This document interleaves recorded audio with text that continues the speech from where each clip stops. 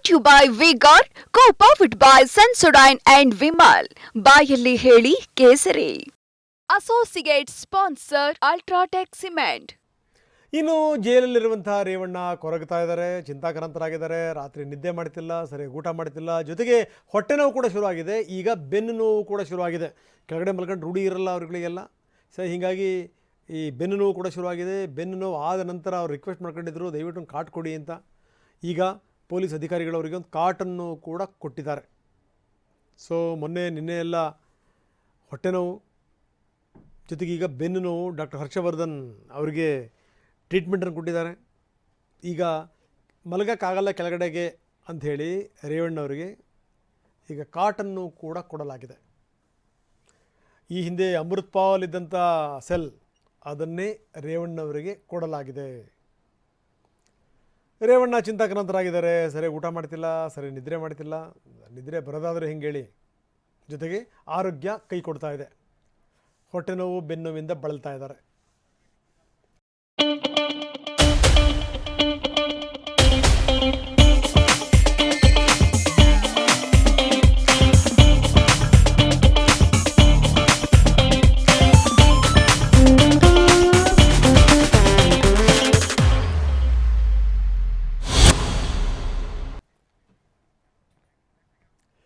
ಇನ್ನು ಜೈಲೊಳಗಡೆ ಹೋಗಿದ್ದು ಆಪ್ತರ ಭೇಟಿಗೂ ಕೂಡ ಅವಕಾಶ ಇಲ್ಲ. ಈ ಹಿಂದಾದರೂ ಆಪ್ತರ ಭೇಟಿ ಮಾಡ್ಬೋದಾಗಿತ್ತು. ಈಗ ಯಾರ ಜೊತೆಗಿಲ್ಲ, ಮಾತಿಲ್ಲ, ಕತೆ ಇಲ್ಲ.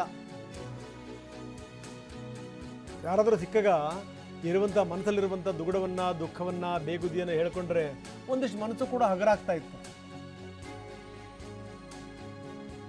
ಈಗ ಸಾಲು ರಜಾ, 3 ದಿನಗಳ ಕಾಲ ಸರ್ಕಾರಿ ರಜೆ ಇದೆ. ಅಂಥ ಸಂದರ್ಭದಲ್ಲಿ ಜೈಲು ಬಂಧಿಗಳ ಭೇಟಿಗೆ ಅವಕಾಶವನ್ನು ಕೊಡಲ್ಲ. ಸಾಲು ರಜೆ ಇದ್ದಾಗ.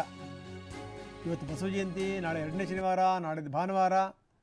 ಹೀಗಾಗಿ 3 ದಿವಸ ಯಾರ ಭೇಟಿನೂ ಕೂಡ ಇಲ್ಲ. ಇಂಥ ಸಂದರ್ಭದಲ್ಲಿ ಯಾರಿಗೆ ಹೇಳ್ಕೋಬೇಕು ಮನಸ್ಸಲ್ಲಿರುವಂಥ ಯಾತನೆಯನ್ನು, ದುಃಖವನ್ನು, ದುಮ್ಮಾನಗಳನ್ನು? ಅನ್ನಂಗಿಲ್ಲ, ಅನುಭವಿಸಂಗಿಲ್ಲ, ಏನಿದ್ರು ತಮಗೆ. ಹೀಗಾಗಿ ಅವರು ದುಃಖ ತಪ್ತರಾಗಿದ್ದಾರೆ, ಚಿಂತಾಕ್ರಾಂತರಾಗಿದ್ದಾರೆ. ರಾತ್ರಿ ನಿದ್ದೆ ಮಾಡ್ತಿಲ್ಲ, ಸರಿಯಾಗಿ ಊಟ ಮಾಡ್ತಾಯಿಲ್ಲ. ಯಾರೂ ಕೂಡ ಅವ್ರನ್ನ ಬಂದು ಭೇಟಿ ಮಾಡೋಂಗಿಲ್ಲ, ಯಾರ ಎದುರುಗಡೆನೂ ಇವರು ಮಾತಾಡೋಂಗಿಲ್ಲ. ಸಿಂಗಲ್ ರೂಮ್ ಕೊಟ್ಟಿದ್ದಾರೆ ಇವರಿಗೆ. ಹಿಂದೆ ಅಮೃತ್ ಪೌಲ್ ಇದ್ದಂಥ ರೂಮ್ ಅದು, ಆ ರೂಮನ್ನೇ ಕೊಟ್ಟಿದ್ದಾರೆ ರೇವಣ್ಣವ್ರಿಗೆ. ಜೊತೆಗೆ ವಿಪರೀತ ಬೆನ್ನೋವು ಅಂತ ಹೇಳಿದ್ದಕ್ಕೆ ಒಂದು ಕಾಟನ್ನು ಕೂಡ ಅವರಿಗೆ ಪ್ರೊವೈಡ್ ಮಾಡಿದ್ದಾರೆ.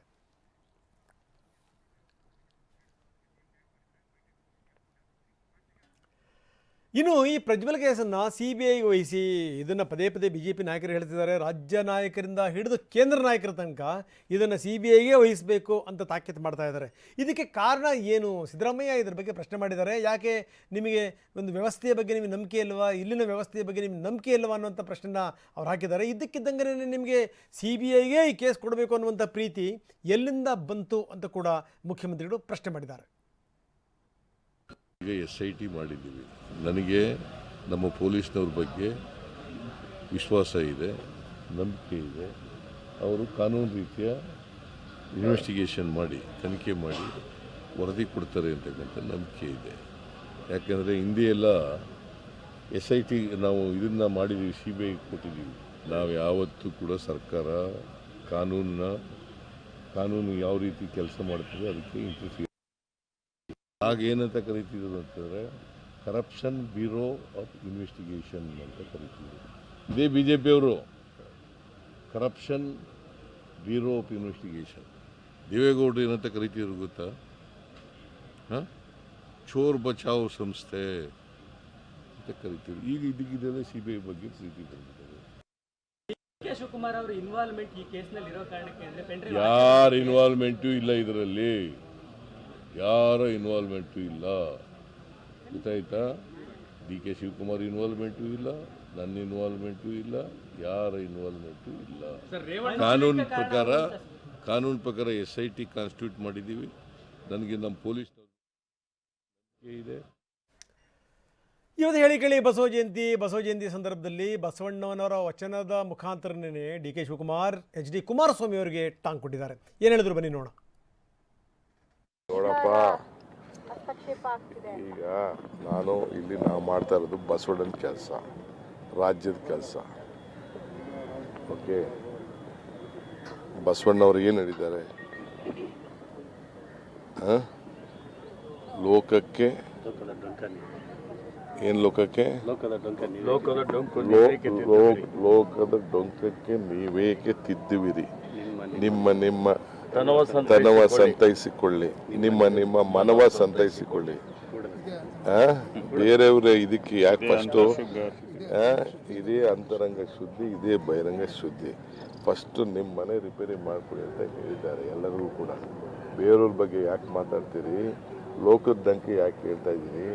ನಿಮ್ಮ ಮನೇಲಿರೋ ಡೊಂಕನ, ನಿಮ್ಮಲ್ಲಿರೋ ಡೊಂಕನ ನೀವು ತಿದ್ಕೊಳ್ಳಿ ಅಂತ ಹೇಳಿದ್ದಾರೆ. ಅದನ್ನು ನಾವು ಪಾಲನೆ ಮಾಡ್ಕೊಂಡು ಹೋಗೋಣ. ಮಿಕ್ಕಿದ ವಿಚಾರ Brought to you by Vigor, co-powered by Sensodyne and Vimal. ಬಾಯಲ್ಲಿ ಹೇಳಿ ಕೇಸರಿ. Associate sponsor Ultratech Cement.